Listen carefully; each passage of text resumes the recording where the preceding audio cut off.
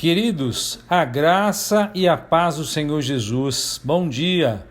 Que bênção maravilhosa podermos estar juntos nesse que é o 4º dia de exposição do livro de Atos dos Apóstolos. Hoje estaria expondo os capítulos 11, 12 e 13. No capítulo 11, dos versos 1 a 3, a notícia de que os gentios haviam recebido a palavra de Deus se espalhou rapidamente por toda a parte. Os apóstolos e os irmãos que estavam na Judéia ficaram sabendo do caso. É compreensível que, assim como os apóstolos tiveram que ratificar a evangelização dos samaritanos, agora também estavam preocupados com a conversão e o batismo dos primeiros gentios. Pedro subiu a Jerusalém. Chegando lá, os que eram da circuncisão o repreenderam por ter entrado em casa de homens incircuncisos e ter comido com eles. Nos versos 4 ao 18, Pedro então passou a fazer-lhes uma exposição por ordem. Pedro ordenar os acontecimentos é importante porque nos ajuda a viver sua experiência juntamente com ele, e a aprender assim como Deus lhe mostrou que não deveria considerar ninguém impuro ou imundo. Como explicou a igreja em Jerusalém, ele precisou de 4 bordoadas de revelação divina antes que seu preconceito racial e religioso fosse vencido. A primeira bordoada que ele recebeu foi a visão divina, no lençol que continha quadrúpedes, répteis e aves. Toda a visão, incluindo a ordem e a repreensão, repetiu-se 3 vezes, de modo que a voz celestial se dirigiu a ele nada mais do que 6 vezes, basicamente com a mesma mensagem. A segunda bordoada foi a ordem divina de acompanhar os 3 homens que vieram de Cesareia para buscá-lo, apesar de serem gentios incircuncisos. Os 6 irmãos que agora estavam com Pedro em Jerusalém tinham-no acompanhado de Jope até Cesareia, sendo, portanto, testemunhas daquilo que acontecera. A terceira bordoada foi a preparação divina, ou seja, quando Pedro e sua comitiva entraram na casa de Cornélio, ele lhes contou como Deus havia lhe preparado para a visita deles. Que lhe apareceu um anjo, dizendo-lhe que procurasse Simão Pedro em Jope, porque ele lhe traria a mensagem da salvação. E a 4ª e última revelação a Pedro foi a ação divina, pois quando Pedro começou a falar, ou pelo menos enquanto Pedro ainda falava, caiu o Espírito Santo sobre eles, exatamente como, acrescentou Pedro, sobre nós no princípio. Pedro fora confrontado com um fato divino consumado. Certamente, conceder o batismo cristão a um gentio incircunciso era um passo ousado e inovador, mas recusá-lo seria obstruir o caminho de Deus. Assim como Pedro foi convencido pela evidência, os irmãos judeus que o confrontaram apaziguaram-se. Literalmente no texto, permaneceram calados e glorificaram a Deus, pois concluíram que também aos gentios foi por Deus concedido o arrependimento para a vida.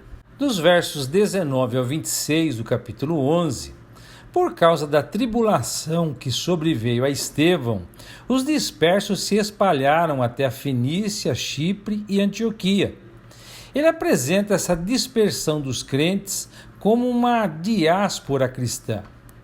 Geograficamente, a missão se espalhou para o norte, passando da Judéia e Samaria até a Fenícia, que corresponde ao Líbano hoje, a ilha de Chipre e a cidade de Antioquia da Síria, conforme o verso 19 diz.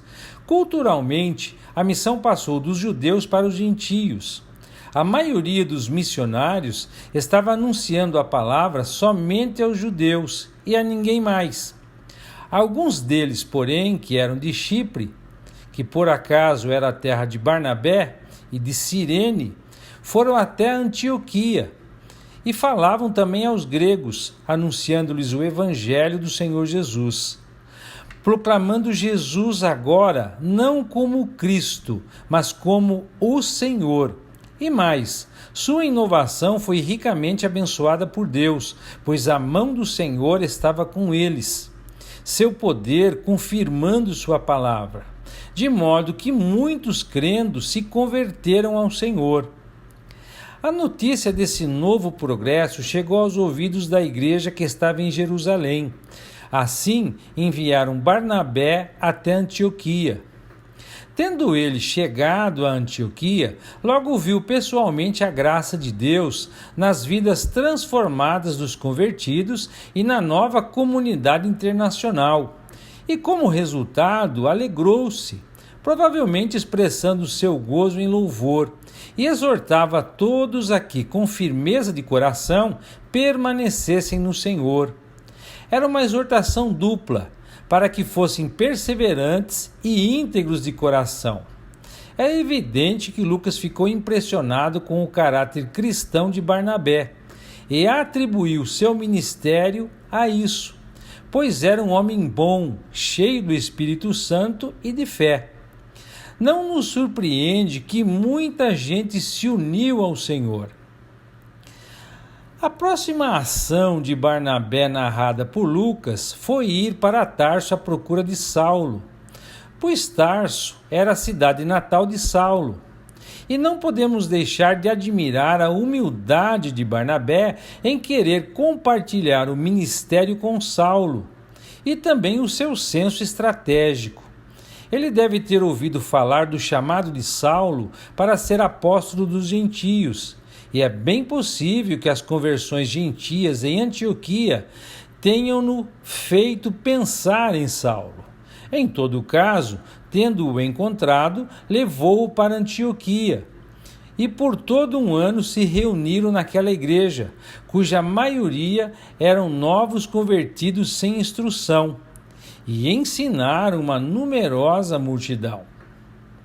Nos versos 27 a 30 do capítulo 11, foi naqueles dias, continua a narrativa de Lucas, que desceram alguns profetas de Jerusalém para Antioquia. Um deles, Ágabo, dava a entender pelo Espírito que estava para vir grande fome por todo o mundo, ou terra habitada.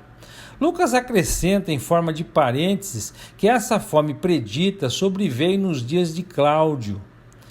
Cláudio reinou de 41 a 54 depois de Cristo. A preocupação de Lucas, porém, não é tanto o cumprimento da profecia de Ágabo, mas a resposta generosa da igreja de Antioquia, pois os discípulos, cada um conforme as suas posses, resolveram enviar socorro aos irmãos que moravam na Judéia. E mais, a decisão deles resultou em ação. Logo, as dádivas foram enviadas aos presbíteros por intermédio de Paulo e Barnabé, que, tendo servido como evangelistas e mestres, estavam felizes em poder servir também como assistentes sociais. A igreja de Jerusalém tinha enviado Barnabé a Antioquia. Agora, a igreja de Antioquia enviava Barnabé com Paulo de volta a Jerusalém. No capítulo 12, dos versos 1 a 4, por aquele tempo, diz Lucas, é algo meio vago, né? Não tem um momento específico. O rei Herodes mandou prender alguns da igreja para os maltratar. Sabe-se que ele estava preocupado em preservar a paz romana na Palestina e, portanto, não via com bons olhos as minorias que ameaçavam rompê-la. É totalmente coerente com a sua política o fato dele tentar se aproximar dos judeus, que naturalmente o desprezavam devido à sua educação romana e de seus ancestrais serem edomitas, observando a lei e agora perseguindo a igreja. Assim, ele fez passar ao fio da espada Tiago, irmão de João, decapitando-o. Herodes, vendo ser isto agradável aos judeus, prosseguiu prendendo também a Pedro. E eram os dias dos pães asmos, que se seguiam imediatamente à Páscoa. A lei judaica não permitia julgamento nem execuções nesse período. Tendo-o feito prender, portanto, Herodes lançou Pedro no cárcere. Herodes planejava apresentá-lo ao povo para o que chamaríamos hoje de julgamento espetáculo, depois da Páscoa, incluindo os dias da festa dos pães asmos. O julgamento de Pedro seria, obviamente, seguido por sua execução. A situação mostrava-se desoladora, sem esperança. Parecia que Pedro não tinha como escapar. Nos versos 5 a 19 do capítulo 12, dessa forma, enquanto Pedro ainda estava guardado no cárcere, havia oração incessante a Deus por parte da igreja a favor dele. Quando Herodes estava para apresentá-lo, naquela mesma noite, Pedro dormia entre 2 soldados, acorrentado com 2 cadeias, e sentinelas à porta guardavam seu cárcere. Lucas faz questão de destacar a segurança máxima com que Pedro estava sendo guardado para evitar uma fuga ou um resgate. Normalmente considerava-se suficiente acorrentar o preso a um soldado, mas por precaução especial, Pedro tinha um soldado de cada lado e seus 2 punhos estavam algemados, enquanto que, do lado de fora da cela, outros 2 soldados da escolta estavam de vigia.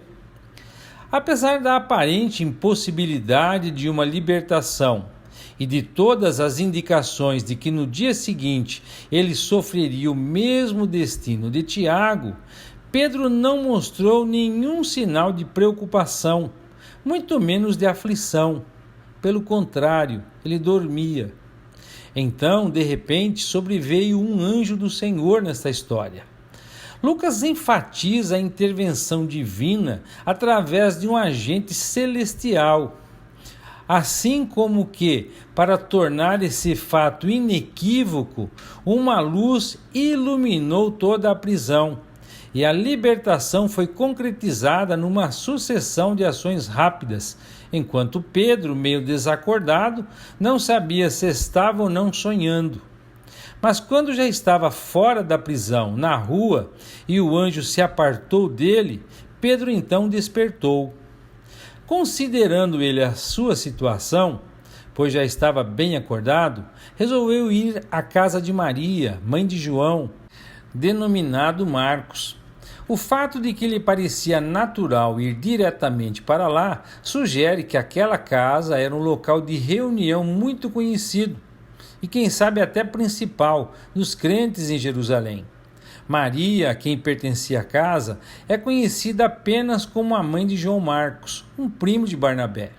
Quando Pedro bateu na porta, o grupo que estava orando deve ter pensado imediatamente que estavam recebendo uma visita de seus perseguidores. E enquanto esperava em suspense, veio uma criada chamada Rod ver quem era. Reconhecendo a voz de Pedro, pois naqueles dias os visitantes costumavam chamar além de bater, ela ficou tão alegre que voltou correndo para anunciar que Pedro estava junto à porta, deixando-o esperar fora. "Estás louca", disseram o grupo. É irônico que o povo que estava orando com fervor e persistência pela libertação de Pedro pudesse considerar louca a pessoa que lhes informava que suas orações haviam sido respondidas. Mas como persistia em afirmar que assim era, pois estava certa de que tinha identificado corretamente a voz de Pedro, eles mudaram de tom e disseram: "É o seu anjo", referindo-se aos chamados anjos da guarda, uma superstição judaica de que cada pessoa teria seu próprio anjo, que poderia assumir a forma dessa pessoa. Entretanto, Pedro continuava batendo. Então eles abriram, viram-no e ficaram atônitos. Eles também devem ter começado um coro barulhento de boas-vindas, pois Pedro fez um sinal com a mão para que se calassem. talvez temendo que o barulho acordasse os vizinhos. Então contou-lhes como o Senhor o tirara da prisão. Ele então deu-lhes uma única instrução: anunciar isto a Tiago, o irmão de Senhor, que, ao que parece, já havia sido reconhecido como o líder da igreja de Jerusalém, e aos irmãos, o restante da congregação cristã em Jerusalém. E saindo-se, retirou-se para outro lugar. Sendo já o dia em que Pedro deveria ser julgado e executado, houve um alvoroço entre os soldados sobre o que teria acontecido a ele, pois o prisioneiro deles não podia ser encontrado em lugar nenhum. Quando a notícia chegou a Herodes, primeiro ele o procurou e, não o achando, submetendo as sentinelas ao inquérito, ordenou que fossem justiçados, porque, de acordo com a lei romana, o carcereiro que deixasse escapar um preso era submetido à mesma pena de seu prisioneiro. Nos versos 20 a 25 do capítulo 12, apesar da vítima de Herodes ter escapado de suas garras, o próprio Herodes continuava em liberdade. Assim Lucas encerra descrevendo a morte desse tirano. Ele desceu da Judéia para Cesareia, a capital da província, e passou ali algum tempo. Herodes havia tido uma séria divergência com os habitantes de Tiro e de Sidom, no litoral fenício, e estava com muita raiva deles. Assim estes, de comum acordo, se apresentaram a ele. Para isso, precisavam de um intermediário. Então, depois de alcançar o favor de Blasto, assistente pessoal do rei, pediram reconciliação, pois para eles era urgente reconciliarem-se com Herodes, porque a sua terra dependia do país do rei para abastecer-se, especialmente dos cereais da Galiléia. No dia designado, no qual Blasto deveria apresentar o caso deles, Herodes, vestido de traje real, assentado no trono, dirigiu-lhes a palavra, ou fez-lhes um discurso. E a multidão gritava: é a voz de um Deus e não de homem. E no mesmo instante, por ele não haver dado glória a Deus, e portanto ter usurpado a honra de vida a ele, um anjo do Senhor o feriu, e comido por vermes morreu. É em admirável contraste com a morte desse tirano que Lucas acrescenta: entretanto, a palavra do Senhor crescia e se multiplicava. Barnabé e Saulo, que tinham viajado de Antioquia para Jerusalém com a sua oferta, agora voltavam de Jerusalém para Antioquia depois de entregá-la. E mais, levaram consigo a João, apelidado Marcos, que os acompanharia quando partiram para a primeira expedição missionária. No capítulo 13, dos versos 1 a 3, a população cosmopolita de Antioquia se refletia nos membros de sua igreja e até mesmo em sua liderança, que consistia em 5 profetas e mestres que moravam na cidade. Lucas não explica a diferença entre esses ministérios, ele só nos dá os seus nomes. O primeiro era Barnabé, que já foi descrito anteriormente como levita natural de Chipre. O segundo era Simeão, um nome hebraico por sobrenome Níger, que provavelmente era um africano negro, e supostamente ninguém senão Simão Cirineu, que carregou a cruz para Jesus e que deve ter se convertido, já que seus filhos, Alexandre e Rufo, eram conhecidos na comunidade cristã. O terceiro líder, Lúcio de Cirene, certamente veio da África do Norte. Em quarto lugar, havia Manaém, filho ou criado de Herodes o Grande. O quinto líder da igreja era Saulo, que, é claro, vinha de Tarso, na Cilícia. Esses 5 homens, portanto, simbolizavam a diversidade étnica e cultural da igreja em Antioquia.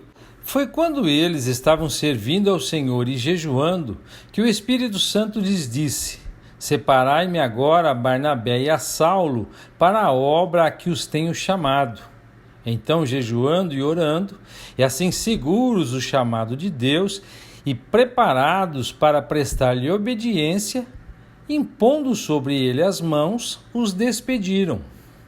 Dos versos 4 a 12 do capítulo 13, os missionários da igreja de Antioquia, enviados pelo Espírito Santo, desceram a Seleucia, o porto situado perto da desembocadura do rio Orontes, a uns 24 quilômetros dali, e navegaram para Chipre.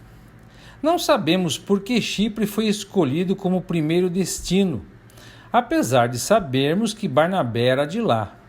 Chegando a Salamina, uma cidade comercial na costa leste de Chipre, anunciaram a palavra de Deus nas sinagogas judaicas.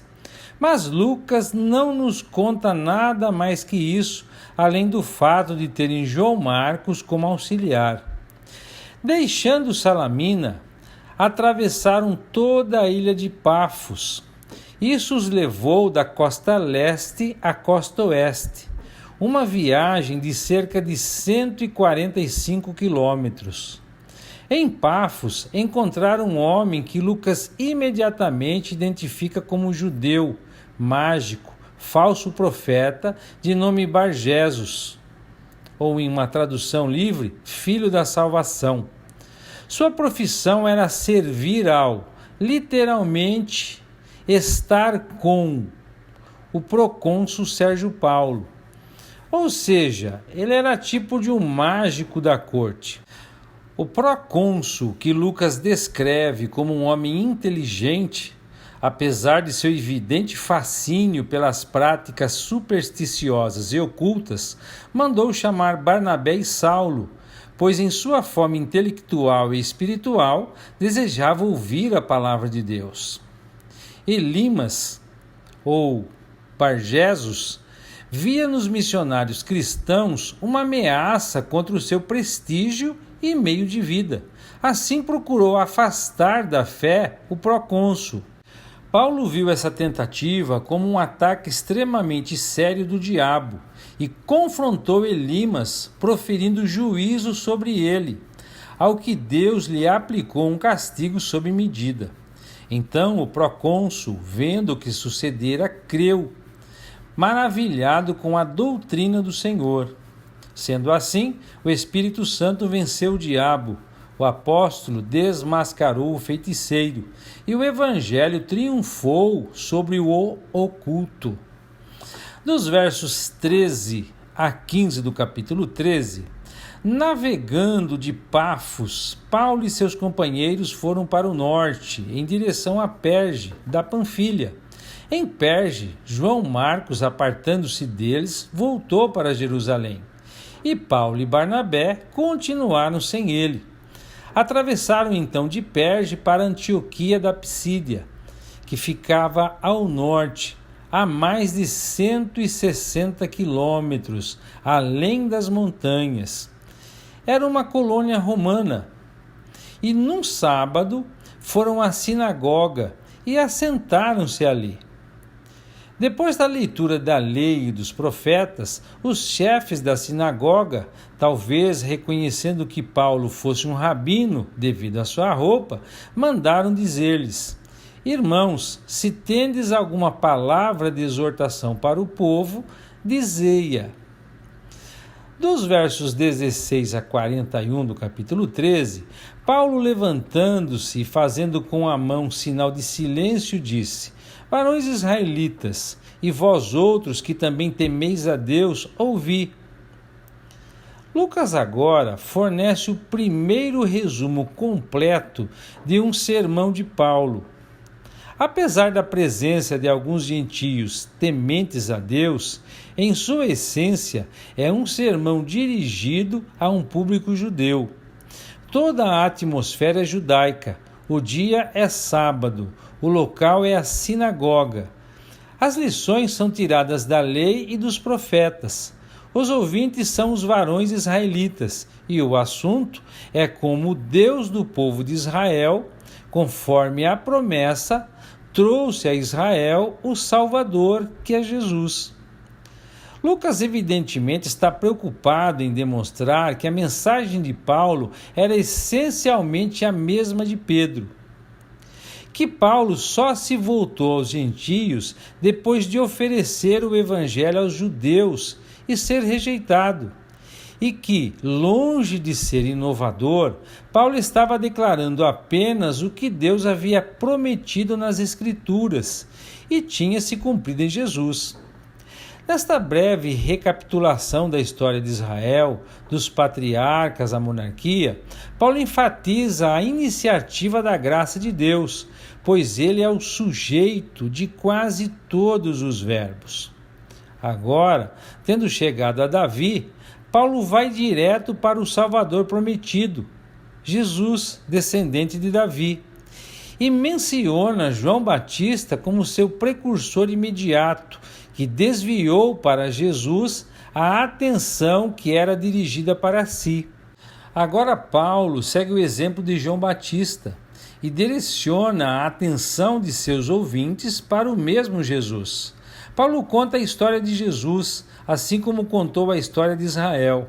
Ao fazê-lo, ele se concentra nos dois grandes acontecimentos salvíficos, sua morte e ressurreição, e demonstra que ambas eram o cumprimento daquilo que Deus havia predito nas Escrituras. Depois de juntar as Escrituras e a história e mostrar como o que Deus predisse nas Escrituras se cumpriu na morte e na ressurreição de Jesus, Paulo chega ao apelo: tomai, pois, irmãos, conhecimento de que se vos anuncia a remissão de pecados por intermédio deste, e por meio dele todo o que crê é justificado de todas as coisas das quais vós não pudestes ser justificados pela lei de Moisés.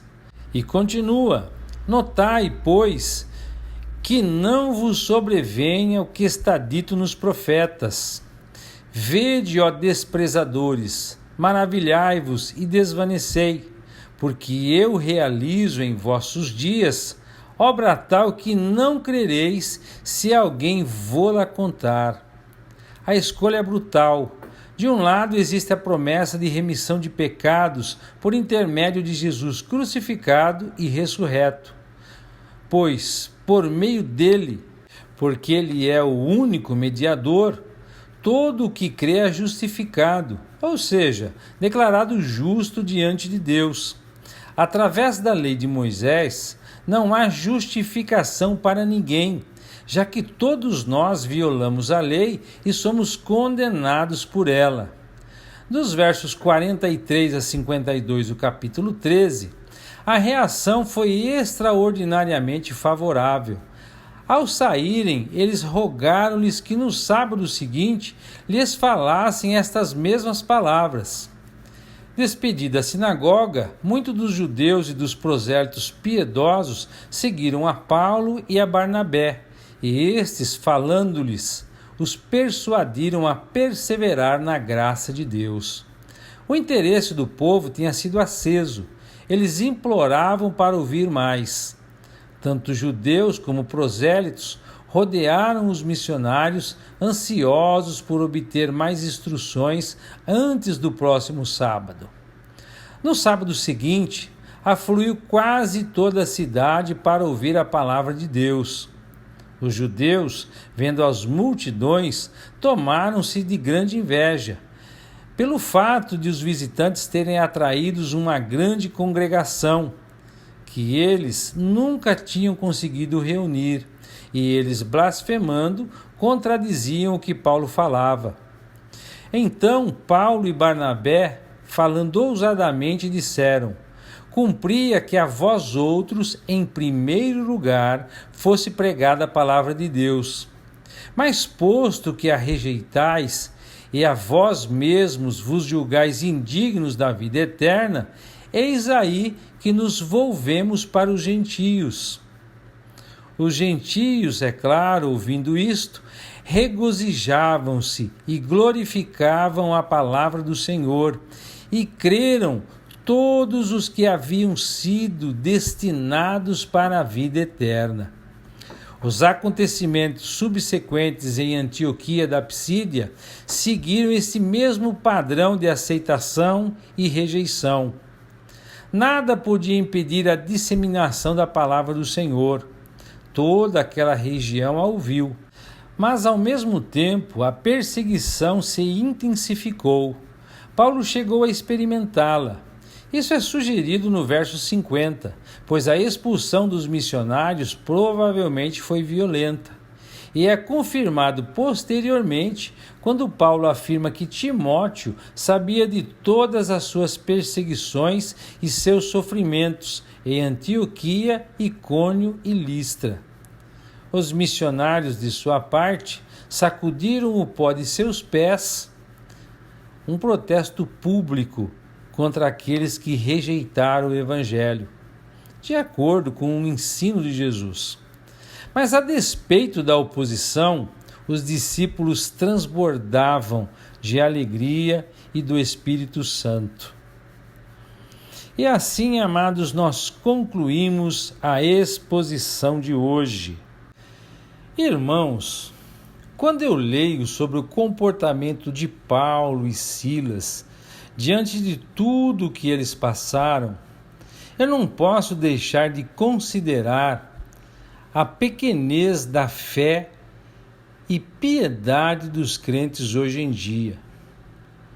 Por qualquer motivo murmuram, reclamam e muitos até mesmo abandonam suas igrejas, dizendo-se vítimas.